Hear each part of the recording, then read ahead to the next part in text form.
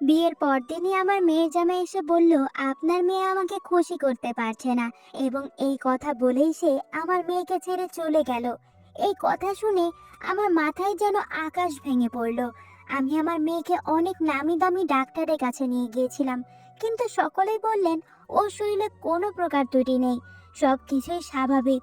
তারপর একদিন আমার মেয়ে আমাকে বলল, মা, আমার এক বন্ধু বলেছে যে একটি মন্দিরের কাছে একজন সাধু বাবা থাকেন, যিনি সব সমস্যার সমাধান করতে পারেন। তাই আমি আমার মেয়েকে নিয়ে সেই সাধু বাবার কাছে গেলাম। সেখানে সাধু বাবা বললেন, ওকে 7 দিন আমার এখানে থাকতে হবে। আমি আমার তৈরি করা বিশেষ তেল ওর শরীরে প্রয়োগ করব, তবেই সমস্যা দূর হবে। তার কথা শুনে আমার মেয়েকে সেখানে রেখে চলে আসি, কিন্তু আমার মনে অনেক ভয় শুরু হয় মেয়েকে একা রেখে আসার কারণে। তাই আমি মেয়েকে দেখতে সাধু বাবার কাছে যাই। সেখানে গিয়ে যা দেখলাম তাতে আমি অবাক হয়ে গেলাম। সাধু বাবার ঘরের দরজা খুলতেই চোখ গেল পাশের একটি ঘরে। সেই দৃশ্য দেখে আমার হৃদয় থমকে গেল। মনে হচ্ছিল যেন মাথা ঘুরে পড়ে যাব।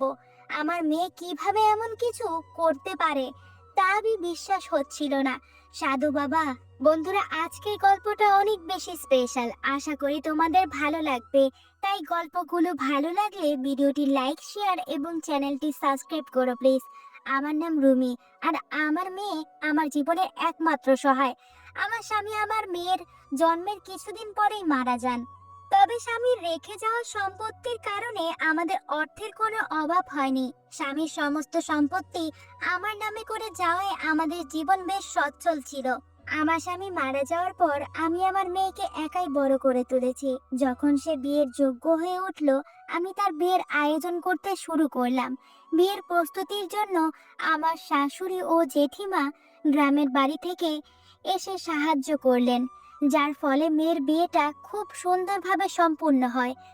তখন আমি খুবই খুশি ছিলাম যে মেয়ের বিয়ের সমস্ত দায়িত্ব ঠিকঠাকভাবে শেষ হয়েছে। বিয়ের কিছু রীতিনীতি বাকি ছিল, আর আমি সব আত্মীয় স্বজনদেরকে বিয়েতে আমন্ত্রণ জানিয়েছিলাম। সবাই আমার সাথে অত্যন্ত ভালো ব্যবহার করেছেন। এখানে কোনো সমস্যা তৈরি হয়নি। তবে বিয়ের পরে আমার মেয়েকে সেখানে একা রেখে আসতে আমার মন কিছুতেই স্থির হচ্ছিল না। তাকে একা রেখে আসা যেন ঠিকঠাক মনে হচ্ছিল না। তাই আমি আবার ফিরে গেলাম মেয়ের কাছে। সেখানে পৌঁছে যা দেখলাম তাতে মাটি যেন পায়ের তলা থেকে সরে গেল। আমার স্বামীর অনুপস্থিতিতে যেন আমার জীবন তেমন কোনো শূন্যতা তৈরি করেনি। চারপাশের সবাই নিজের মতো করে আমাকে সহায়তা করেছিল। তাদের এই ভালোবাসা ও সহযোগিতায় আমার চোখে জল এসে গেল। আমার মনে হচ্ছিল, যদি আজ আমার স্বামী বেঁচে থাকতেন তাহলে আমাদের মেয়ের বিয়েতে কতই না খুশি হতেন। কিছুদিনের মধ্যেই আমার মেয়ে বিয়ে ধুমধাম করে সম্পূর্ণ হলো। সে তার শ্বশুর বাড়ি চলে গেল। বিদায়ের সময় আমি খুব কেঁদেছিলাম, কারণ সে ছিল আমার স্বামীর শেষ স্মৃতি। কিন্তু মেয়েরা তো একদিন না একদিন শ্বশুর বাড়ি চলেই যায়। তাই আমি মেয়ের সুখী জীবনের জন্য ঈশ্বরের কাছে প্রার্থনা করলাম। সবকিছু মিটে যাওয়ার পর আমার মনে এক শান্তি এলো।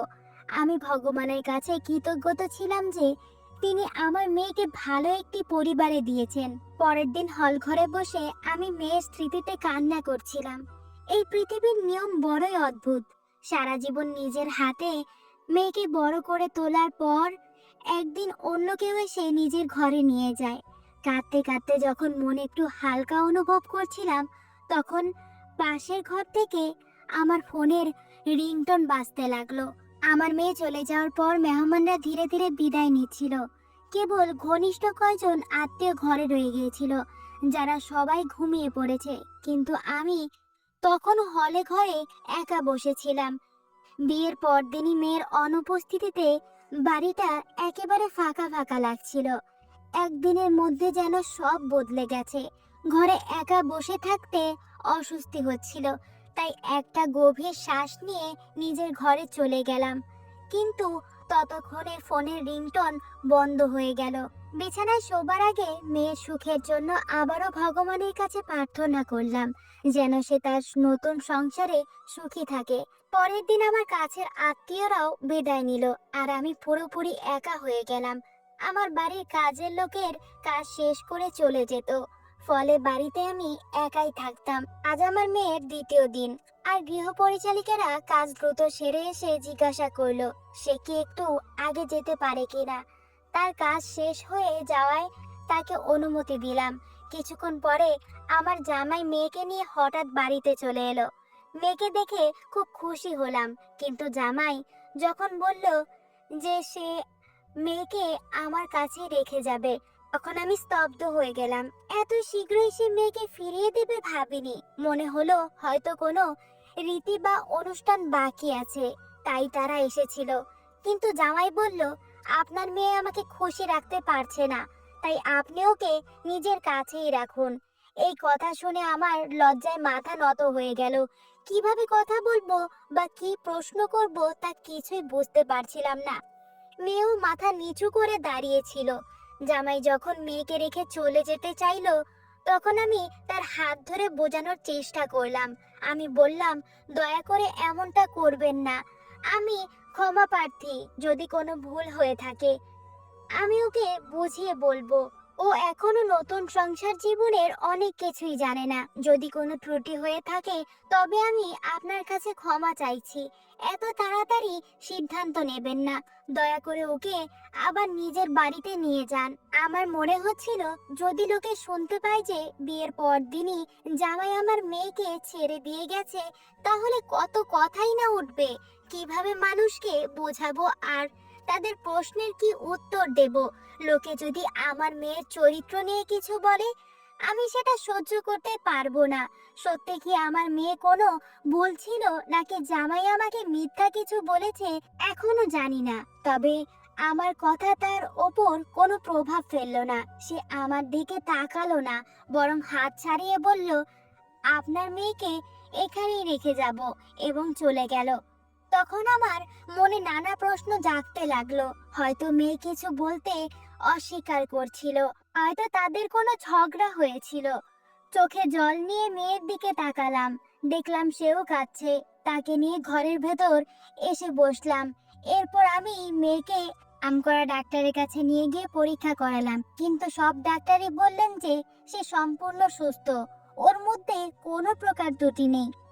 তখনই আমি সিদ্ধান্ত নিলাম যে জামাইয়ের কাছে গিয়ে সরাসরি জিজ্ঞাসা করব, যখন আমার মেয়ে সম্পূর্ণ সুস্থ, তাহলে আপনি কেন এমন অভিযোগ তুললেন? মেয়েকে বললাম, আমি এখনই এর উত্তর খুঁজে বের করব। আমি ভাবছিলাম যে জামাইয়ের কাছে প্রশ্ন করবই।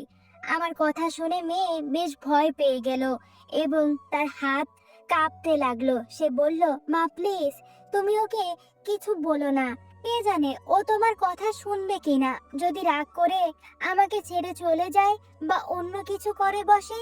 মেয়ের কথা শুনে আমার মনে আরো জটিলতা ভরে উঠল।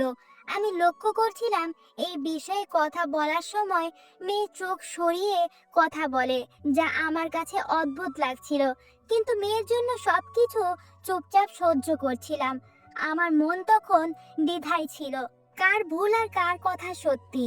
সত্যতা জানা আমার জন্য সহজ ছিল না, তবে তাড়াহুড়া করে কিছু সিদ্ধান্ত নেওয়া ঠিক হবে না।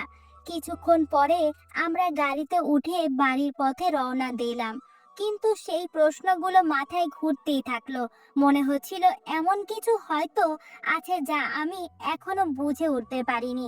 হয়তো জামাই মেয়েকে পছন্দ করে না এবং অন্য কাউকে পছন্দ করে, তাই সে আমার মেয়েকে দোষ দিচ্ছে। নাকি সত্যি আমার মেয়ের মধ্যে কোনো ভুল আছে? এইসব চিন্তা আমাকে আচ্ছন্ন করে রেখেছিল। এইসব ভাবতে ভাবতেই কখন যে আমরা বাড়ি পৌঁছে গেলাম টের পাইনি। কিছুক্ষণ পরে মেয়ে নিজের ঘরে চলে গেল। রাতের খাবার শেষে সে আমার জন্য চা বানিয়ে এনে আবার নিজের ঘরে চলে গেল। কিছুক্ষণ পর সে শান্ত কণ্ঠে আমার কাছে এসে বলল, মা, আমার এক বান্ধবী বলেছে গ্রামের বাইরে এক মন্দিরের পাশে একজন সাধু বাবা থাকেন, যিনি সব সমস্যার সমাধান করতে পারেন। যদি সেখানে যাই, হয়তো কিছু সমাধান মিলবে। মেয়ের কথা শুনে আমি অবাক হলাম। বললাম, ঠিক আছে, তুই যদি চাস তবে আমরা সেখানে যাব। ভাবলাম যদি সত্যিই সেই সাধু বাবার কাছে কোনো সমাধান থাকে, তবে হয়তো মেয়ের জীবন আবারও সুন্দর হয়ে উঠবে। আমার সম্মতি পাওয়ার মাত্রই মেয়ে যেন তাড়াহুড়া করে প্রস্তুত হয়ে গেল। তার এমন তাড়াতাড়ি দেখে একটু অবাক হলেও বেশি মনোযোগ দিলাম না। আমরা সাধু বাবার কাছে যাওয়ার জন্য রওনা হলাম এবং কিছুক্ষণ পরে সেখানে পৌঁছালাম। কিন্তু সেই জায়গায় পরিবেশ দেখে কিছুটা চমকে গেলাম। সাধারণত যেখানে সাধু বাবার কাছে ভিড় থাকে সেখানে আজ কেউ নেই। চারপাশে অদ্ভুত নীরবতা আর এক ধরনের অস্থিরতা অনুভূতি ছিল। আমি আর আমার মেয়ে সেই কক্ষে প্রবেশ করলাম আর চারপাশে চোখ বুলিয়ে দেখলাম। সাধু বাবার কাছে পৌঁছে মেয়ের পরিস্থিতির সব কথা বললাম। তিনি মনোযোগ দিয়ে সব শুনলেন এবং বললেন, আপনার মেয়েকে 7 রাত এখানেই থাকতে হবে। আমি তাকে বিশেষ তেল দিয়ে মালিশ করব। এসব বলতে গিয়ে তিনি একবারও আমাদের দিকে তাকালেন না। তার দৃষ্টি নিচু ছিল আর তিনি মন্ত্রপাঠে ব্যস্ত ছিলেন। তার এমন আচরণে আমার ভেতরে কিছুটা অস্বস্তি হচ্ছিল, কিন্তু ঠিক কি ব্যাপারটা স্বাভাবিক মনে হচ্ছিল না তা বুঝতে পারছিলাম না। একে সেখানে 7 দিন রেখে যাওয়ার চিন্তা মন থেকে মেনে নিতে পারছিলাম না। তবুও যেন পরিস্থিতির চাপে বাধ্য হলাম। মেয়ের জীবনে শান্তি ফেরানোর জন্য আমি এই সিদ্ধান্ত নিলাম, কারণ আমি জানতাম সমাজে তালাকের কালিমা নিয়ে মেয়েদের বেঁচে থাকা সহজ হবে না। ধনী হোক বা গরিব, আমাদের সমাজে দোষ সবসময় মেয়েদের ঘাড়েই পড়ে। তাই নিজের মনকে শক্ত করে তাকে সেখানে রেখে বাড়ি ফিরে এলাম। কিন্তু বাড়িতে এসেও মন যেন সেই সাধু বাবার কাছেই পড়ে রইল। সবকিছু যেন কিছুটা অস্বাভাবিক ঠেকছিল।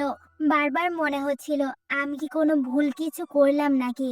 আবার বিকেল হতে না হতেই মনে হলো আবারও সেখানে যাওয়া উচিত। প্রথমে ভাবলাম কিছু খেয়ে একটু শান্ত হয়ে যাই, তারপরে যাব। কিন্তু মনের মধ্যে অশান্তি এতটাই বাড়তে লাগলো যে আর অপেক্ষা করতে পারলাম না। বাড়ি থেকে বেরিয়ে সেখানে ফেরার জন্য প্রস্তুতি নিলাম, তৈরি হচ্ছিলাম। তখন হঠাৎ পাড়ার এক মহিলা আমাকে ডেকে বললেন, এই রাতের বেলা কোথায় যাচ্ছেন? সবকিছু ঠিক আছে তো? আপনাকে তো বেশ চিন্তিত লাগছে। তার কথা শুনে থমকে গেলাম। তো না বলে বেরিয়ে গেলে হয়তো সে সন্দেহ করত আর প্রশ্ন করতেই থাকতো, অন্যদেরকেও জানিয়ে দিতে পারতো। তাই বললাম, না তেমন কিছু না, মায়ের কাছে যাচ্ছি, মনটা খারাপ লাগছে, মাকে খুব মনে পড়ছে।